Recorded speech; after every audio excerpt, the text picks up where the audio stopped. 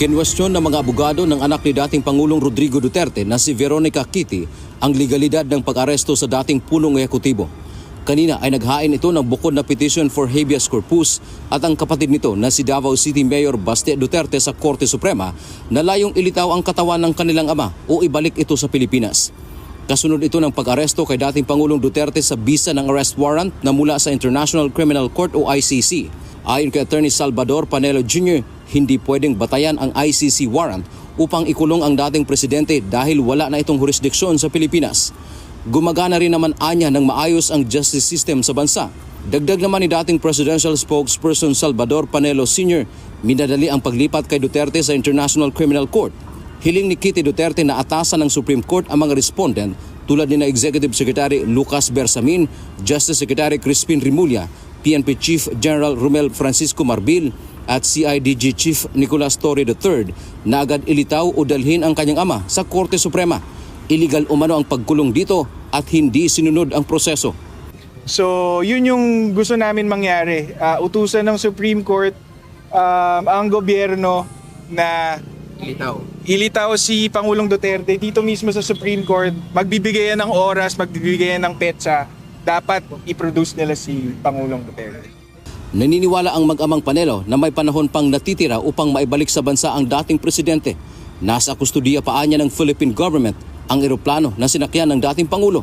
Sa tanong paano kung nasa kustudiya na ng ICC ang dating Pangulo, ano ang gagawin para mapauwi ito ng bansa?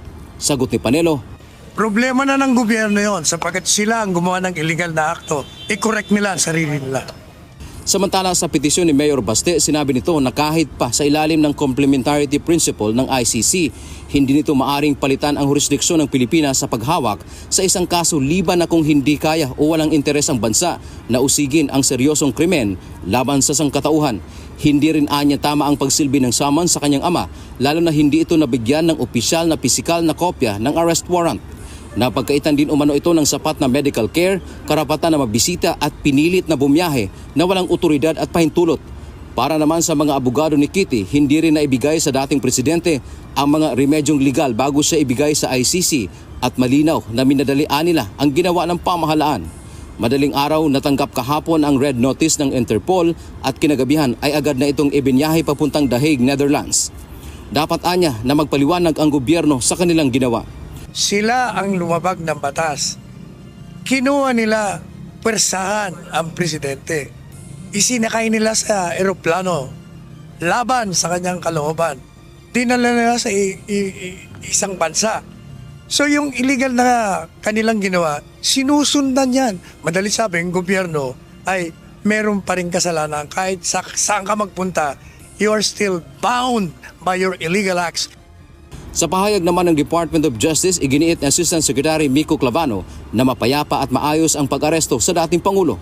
Nasunod ang due process at tinatrato ang former President alinsunod sa batas para pangalagaan ang kanyang karapatan.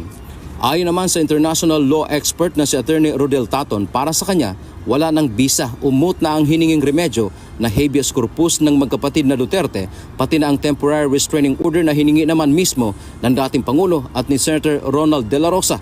Paliwanag nito, ano pa ang pipigilan ng Korte na wala na ito sa Pilipinas. Pero naniniwala siyang re-resolbahin pa rin ng Korte Suprema ang kaso para mabigyang linaw ang maraming isyu. Hindi pwedeng iiwanan natin ng katanungan lamang at hindi nasagot ito ng Korte Suprema or ng ating batas. So it will resolve matters that are brought to it in the exercise of its judicial power. Naniniwala naman si Attorney Taton na kapag titingnan sa panig ng Pilipinas ay insulto ang nangyari na paglipat ng jurisdiksyon o hinahayaan na ang dayuhang mga estado ang lilitis sa kaso ng dating Pangulo. Lumalabas anya na napasailalim tayo ng ICC sa kabila ng hindi na tayo kasapi nito. Iginiit naman ng pamahalaan na ang Pilipinas ay isang malaya o sovereign country at may kakayahan na lilitis at magsakdal ng sarili nitong mamamayan na may paglabag sa batas nito.